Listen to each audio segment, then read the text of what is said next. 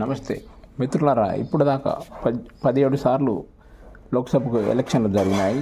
ఈసారి జరగబోయేవి 18వ లోక్సభ ఎలక్షన్స్లో మనమందరము మన ఓటు హక్కుని ఉపయోగించుకొని ప్రజాస్వామ్యాన్ని నిలబెట్టాలి.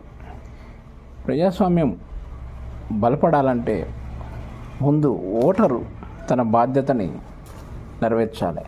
ఒక ఓటరుగా తన ప్రాథమిక బాధ్యత ఏంటంటే తన ఓటు హక్కును వినియోగించుకొని సరైన అభ్యర్థిని మనం లోక్సభకు పంపినప్పుడే వారు సరైన నిర్ణయాలు తీసుకొని మనకు దేశాన్ని అభివృద్ధి పరిచి ముందుకు తీసుకెళ్తారు. ఓటరుగా మనము కులం, మతం, ప్రాంతం అనేది చూడకుండా మరి యొక్క మంచి అభ్యర్థికి ఓటు వేసి మనం పార్లమెంట్కి పంపుదాం. మన ఓటుని ఎట్టి పరిస్థితుల్లోనూ ప్రతి ఒక్కరూ కూడా